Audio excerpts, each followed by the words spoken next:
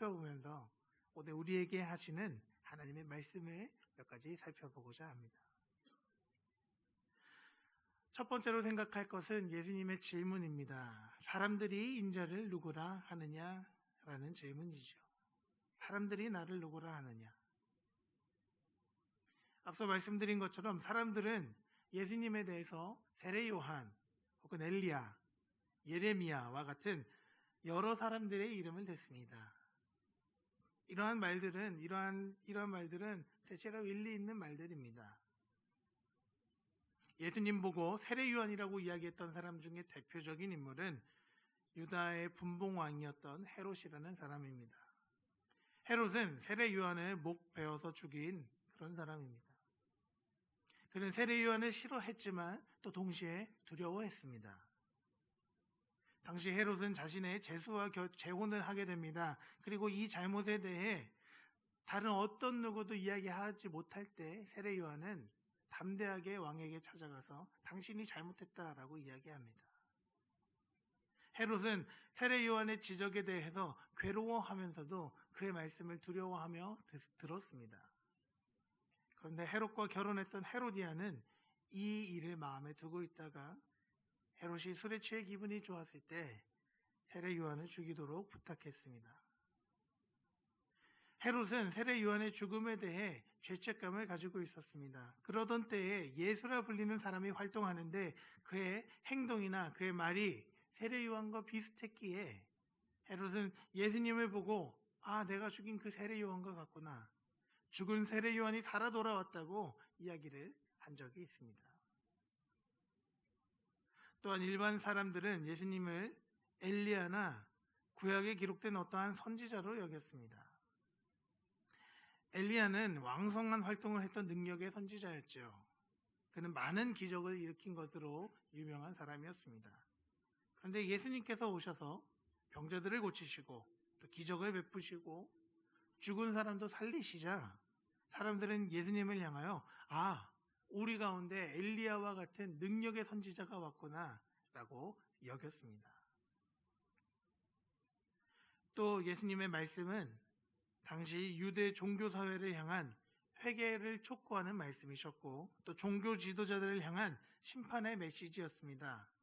그러기에 사람들은 예수님의 말씀을 들으며 그들이 읽어왔던 구약의 여러 선지자들의 글들을 떠올리게 되었습니다. 그 중에서도 예수님께서는 너희들이 회개하지 아니하면 멸망하리라는 말씀을 전하셨기 때문에 유다의 멸망을 바라보며 눈물을 흘렸던 선지자 예레미야를 떠올리게 되었습니다. 그러면서 예수님은 예레미야와 같은 선지자 혹은 그 시대 다른 어떤 선지자와 같다고 이야기했었습니다. 더욱이 예수님이 활동하셨던 시대는 구약의 마지막 선지자였던 말라기 이후에 약 400년 동안의 침묵 기간 이후에 들렸던 말씀이었기 때문에 사람들은 이러한 선지자들을 기대하고 갈망해 왔습니다. 그러던 중에 예수님의 말씀이 들리니 사람들은 얼마나 반갑고 기뻤겠습니까? 사람들은 예수님을 구약의 예레미야와 같은 또 어떤 선지자라고 생각해 왔습니다. 그런데 예수님께서 진짜 궁금하신 건 사실 사람들이 자신을 누구라고 생각하는지가 아니었습니다. 예수님이 궁금하신 건 제자들이 자신을 누구라고 여기는지였습니다.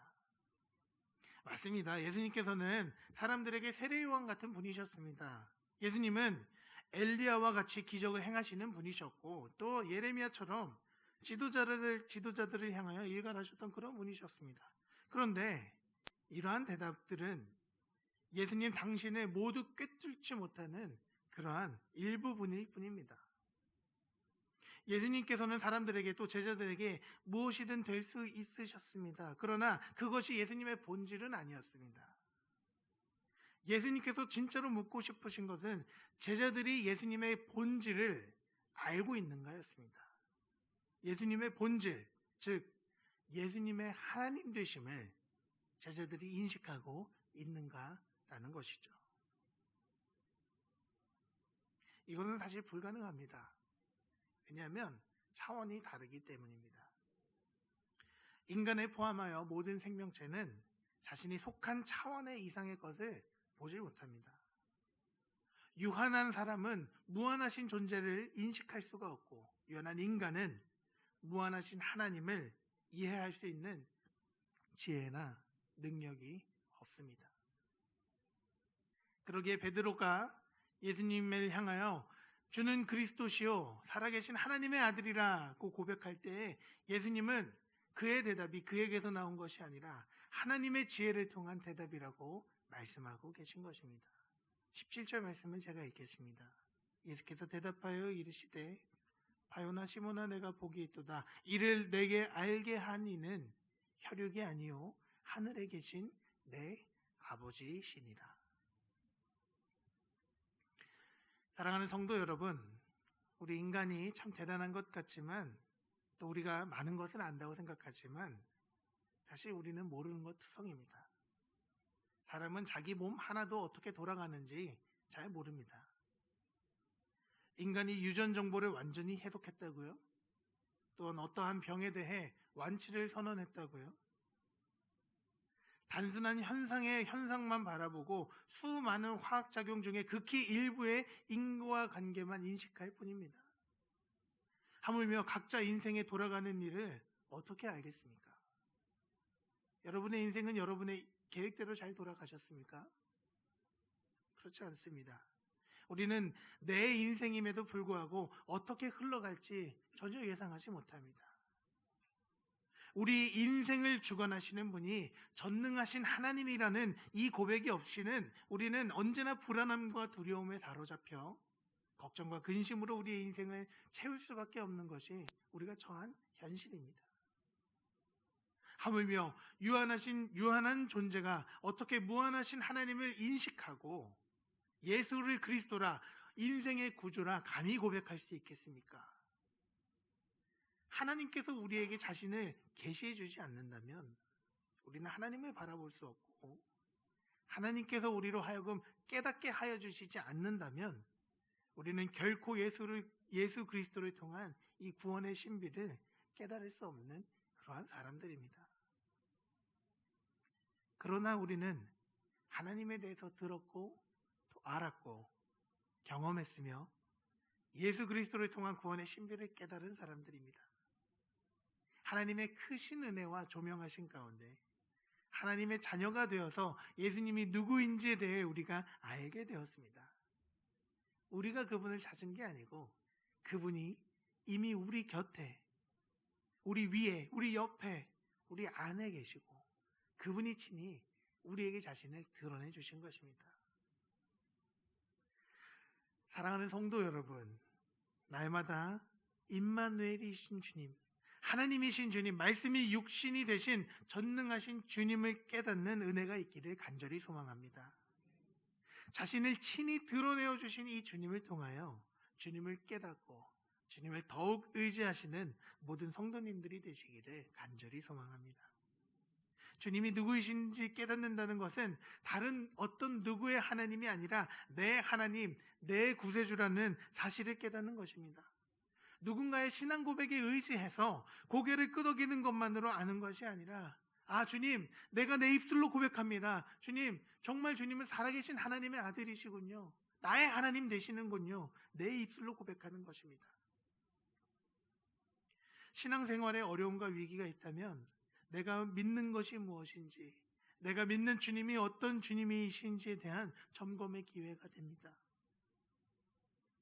어떤 상황 속에 계시든 날마다 주님을 향한 믿음이 더욱 성장하게 되는 우리 모두가 되기를 간절히 소망합니다. 두 번째로 살펴볼 것은 베드로에게 약속하신 예수님의 축복에 관한 말씀입니다. 예수님께서는 베드로를 향하여 두 가지 약속을 주셨습니다. 한 가지는 교회를 세우겠다는 약속이고 다른 하나는 천국의 열쇠를 주겠다는 약속입니다. 베드로를 그린 오랜 가톨릭의 성화들을 보면 대부분 베드로 손에 두 개의 열쇠를 들고 있습니다. 하나는 천국의 열쇠, 또 다른 하나는 교회의 열쇠인 듯한 그런 메시지를 담고 있는 그림들이 많습니다. 전통적으로 가톨릭은 이 말씀을 근거로 하나님께서 베드로에게 교회의 수장이라는 역할과 또 천국의 열쇠를 주었다고 해석합니다. 그래서 자연스럽게 일대 교황으로 베드로를 여기는 문화와 또 천국의 출입문을 지키고 있는 문지기의 역할을 하고 있는 베드로에 대한 이야기를 많이 만들어냈습니다. 교회에서 들리는 예화들 중에 천국 문지기를 맡고 있는 베드로에 대한 이야기는 이러한 배경에서 나온 이야기들입니다. 하지만 우리 개혁교회는 그렇게 생각하지 않습니다. 예수님께서 말씀하신 내 교회를 세우겠다, 또 천국의 열쇠를 주겠다라는 이런 말씀은 베드로 한 개인에게 주시겠다는 말씀이 아니라 예수를 그리스도로 또 살아계신 하나님의 아들로 고백하는 이러한 믿음의 고백 위에 주신 축복의 말씀이라고 이해를 합니다. 그렇게 누구든지 예수를 그리스도로 또 살아계신 하나님의 아들로 고백한다면 하나님께서는 그 믿음을 보시고 그 믿음 위에 교회를 세우시고 천국의 열쇠를 주신다는 말씀이십니다. 그렇다면 교회를 세운다는 말씀은 무슨 의미입니까? 저는 이 말씀을 주님께서 우리에게 주신 대사명과 연결지어서 말씀드리려고 합니다. 마태복음 28장 19절 이하에 보면 예수님께서 이렇게 말씀하십니다. 너희는 가서 모든 민족을 제자로 삼아 아버지와 아들과 성령의 이름으로 세례를 베풀고 내가 너희에게 분부한 모든 것을 가르쳐 지키게 하라고 말씀하셨습니다. 계속해서 예수님께서는 볼지어다 내가 세상 끝날까지 너희와 항상 함께 있으리라고 말씀하셨습니다. 교회를 세운다는 것은 제자를 삼는 것이고 또 세례를 베푸는 것이고 주님의 말씀을 가르쳐 지키도록 하는 것입니다. 어떤 사람들은 이야기하기를 예수님께서 이 세상에 계시면서 언제 교회를 세우셨냐라고 말하고 합니다. 그러면서 선교에 대해서도 다소 부정적인 시각으로 접근하기도 합니다. 그러나 그런 분들은 교회에 대해 보이는 교회, 또 건물로서의 교회로 이해하고 있는 것입니다. 교회는 건물이 아닙니다. 교회는 예수를 그리스도라, 또 살아계신 하나님의 아들이라고 고백하는 제자들의 모임이고 거룩한 공동체입니다. 모임으로서의 교회는 굉장히 연약해 보이고 또 사람들의 말에 의해 이리저리 휘둘리는 것처럼 보입니다. 그러나 주님께서는 분명히 말씀을 통해 약속하시길 음부의 권세가 이기지 못하리라고 하셨습니다. 교회의 참된 머리 되신 예수 그리스도께서 교회를 어둠의 권세로부터 또 사탄의 괴계로부터 지키시고 보호하신다는 사실입니다. 교회의 구성원인 우리 각자의 삶 가운데서도 주님께서는 동일하게 함께 하셔서 우리의 삶이 어둠의 권세와 또 사탄의 괴계로부터 더럽고 추악한 어떤 것들로부터 지키시고 보호하신다는 그런 은혜를 베풀어 주신다는 약속인 것입니다. 또한 예수님께서는 천국의 열쇠에 대해서 이야기하셨습니다. 천국의 열쇠는 쉽게 말해서 하나님 나라와 연결되는 통로의 축복을 의미합니다. 이것은 단순히 우리가 하나님 나라의 축복의 소유권을 가지고 이리저리 내 마음대로 요술을 부릴 수 있다는 것을 의미하는 것이 아닙니다. 하나님 나라의 청지기로서 주님께서 맡겨주신 축복을 주님의 뜻 안에서 이 땅 가운데 흘려보낼 수 있음을 그러한 것을 의미하는 것입니다. 성도 여러분, 여러분은 천국의 열쇠를 소유하고 계십니까? 확신이 없으십니까? 천국의 열쇠를 소유하고 계십니까? 아멘. 우리에게 가장 분명히 드러난 천국의 열쇠가 있습니다. 그것은 바로 기도입니다. 여러분의 기도가 천국의 문을 여는 가장 분명하고 확실한 수단입니다. 우리가 모든 간구의 끝에 예수 그리스도의 이름으로 기도할 때에 하나님께서 그 기도를 들으시고 하늘문을 여시고 우리의 기도에 응답하시고 역사하시지 않습니까? 예수님께서 베드로에게 약속하신 교회를 세우겠다는 말씀과 또 천국의 열쇠를 주시겠다고 하신 이 말씀은 예수를 주로 고백하는 이들에게 주신 하나님께서 주신 기쁨의 축복입니다. 주님께서는 우리를 홀로 두지 않으시고 이러한 약속들을 통하여 우리를 지키시고 보호하신다는 것을 확인시켜 주셨습니다. 사랑하는 성도 여러분, 우리가 예수님을 주님으로, 나의 주님으로, 또 그리스도로 살아계신 하나님의 아들로 고백할 때 그 고백은 그냥 공기 중에 흩어지는 것이 아니라 교회를 향한 삼위일체 하나님의 보호하심의 약속과 또 기도를 통해 기꺼이 천국의 문을 활짝 열어주시는 축복이 우리에게 있기를 간절히 소망합니다. 이러한 약속 가운데 더욱 하나님께 간구하시고 주님의 은혜를 충만하게 누리시는 모든 성도님들이 되시기를 주님의 이름으로 소망합니다. 마지막으로 살펴볼 것은 주님과 함께 당하는 고난입니다. 예수님께서는 제자들에게 자신이 예루살렘에서 고난을 받을 것과 죽임을 당할 것, 그리고 부활하실 것을 이야기하셨습니다. 21절 말씀을 제가 읽겠습니다. 이때로부터 예수 그리스도께서 자기가 예루살렘에 올라가 장로들과 대제사장들과 서기관들에게 많은 고난을 받고 죽임을 당하고 제3일에 살아나야 할 것을 제자들에게 비로소 나타내시니, 예수님께서 그리스도이신 것을 알았고 또 이러한 고백을 통해 기쁨과 축복을 누림으로 아름답고 행복하게만 끝날 줄 알았던 이 예수님과의 모임이 조금 이상한 방향으로 흘러가는 것 같았습니다. 특히 예수님을 향한 신앙 고백을 했던 베드로는 이러한 주님의 말씀에 대해 주님께 항변합니다. 다른 번역에 보면 예수님을 비난하고 심지어 꾸짖었다고 표현하기도 합니다. 제자로서 스승을 비난하고 또 꾸짖다니요. 이건 좀 베드로가 심했던 것 같습니다. 하지만 베드로의 마음을 100번 이해하고도 남습니다. 바로 조금 전에 예수님께서는 음부의 권세가 이기지 못한다고 하시지 않으셨습니까? 어둠의 권세가, 사탄의 괴계가 해하지 못한다고 하시지 않으셨습니까? 그런데 어떻게 이렇게 바로 말씀이 바뀌실 수 있다는 말입니까?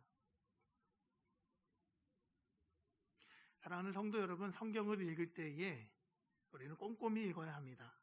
눈을 크게 뜨고 무슨 말씀을 하시는지 천천히 살펴보아야 합니다.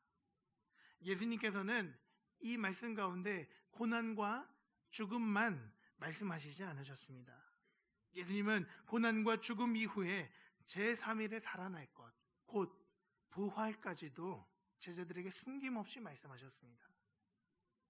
예수님은 어둠의 권세와 사탄의 괴계에 사로잡혀서 패배하고 말 것이 아니라 죽음을 이기시고 승리하시는 영광까지 모두 약속하셨던 것입니다. 그러나 제자들의 눈은 어두웠고 또 제자들의 귀는 닫혀 있었기 때문에 자신들이 보고 싶은 것만 보고 듣고 싶은 것만 들었습니다. 제자들은 예수님의 이 말씀을 도저히 이해할 수 없었습니다. 그러나 예수님께서는 말씀대로 고난과 죽음을 당하셨고 또 부활하심으로 승리하셨습니다.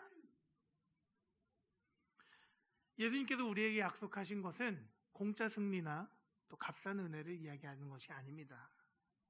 하나님의 아들이신 예수님께서도 이 땅에 계시면서 온갖 수모와 고난을 일일이 다 당하셨고 또 괴로움과 외로움과 절망 가운데 홀로 내버려진 것처럼 되셨습니다. 그러나 이러한 고난의 십자가 가운데서도 전능하신 하나님 아버지를 의지하는 그 믿음으로 승리하셨고 또 죽음을 이기셨고 부활하심으로 영광을 얻으셨습니다. 예수님을 따르는 우리 역시 마찬가지입니다. 믿음의 경주 가운데 항상 기쁨과 감사가 충만하면 좋겠지요. 그렇지만 우리의 현실은 그렇지 않을 때가 많습니다. 인생에 다가오는 어려움과 또 유혹과 시련과 고통이 때로 우리를 좌절하게 하고 때로 절망 가운데서 홀로 버려진 것 같은 느낌을 줄 때도 있습니다. 그러나 사랑하는 성도 여러분, 예수님께서도 하나님의 아들로서 이런 일들을 모두 경험하시고 겪으셨고 부활의 승리를 통해 우리에게 소망이 되셨으며 영광의 첫 열매가 되셨습니다. 승리의 길로 먼저 앞장서서 가신 이 예수님의 발자취를 따라 우리도 고난 가운데 길이 참고 견디며 묵묵히 신앙의 여정을 걸어갈 때 그 길은 영광의 길이요, 그 길은 영원한 생명의 길이 될 줄을 믿으시기 바랍니다. 말씀을 맺고자 합니다. 신앙의 여정 가운데 중요한 것이 있다면 올바른 대상에 대한 올바른 믿음입니다. 예수님 그분이 누구이신지에 대한 바른 신앙 고백, 살아있는 신앙 고백, 나의 고백이 우리 각자에게 늘 있어야 합니다. 예수님에 대한 부분적인 이해나 혹은 다른 사람의 고백이 아니라 나의 주님, 나의 하나님이라는 내 입술의 고백이 반드시 있어야 합니다. 이것은 우리의 힘이나 우리의 이해로 가능한 것이 아니라 날마다 말씀으로 우리에게 권면하시고 또 깨닫게 하시는 놀라우신 하나님의 은혜로 인하여 가능합니다. 깨닫게 하시는 성령 하나님의 은혜를 간구하며 주님을 향한 믿음이 날마다 성장하시는 우리 모두가 되기를 소망합니다. 또한 주님께서는 우리에게 축복을 약속하셨습니다. 그것은 이 세상에서의 번영과 풍요라기보다는 바른 신앙 고백 위에 부어주시는 넘치는 하나님의 은혜의 약속입니다. 연약해 보이고 이리저리 휘둘리는 것처럼 보이지만 머리 대신 예수 그리스도로 인하여 음부의 권세가 감히 이기지 못하는 보호하심의 은혜입니다. 또 하나님 나라와 연계되어 하나님 하늘의 축복을 이 땅에 흘러보내는 천국의 열쇠, 곧 청지기의 은혜입니다. 바른 신앙 안에서 이런 것들을, 이런 축복을 누리시는 모든 성도님들이 되시기를 소망합니다. 마지막으로 주님과 동행하는 길은 궁극적으로 승리와 영광의 길이지만 그 영광은 거저 주어지는 것은 아닙니다. 꽃이 피는 들판이나 험한 골짜기라도 주가 인도하는 대로 주님과 함께 묵묵히 걸어갈 때에 주님께서는 부활의 영광과 승리 가운데 동참하게 하시고 영원한 생명을 주시는 분이십니다. 이러한 믿음으로 주님과 함께 하시기를 간절히 소망합니다.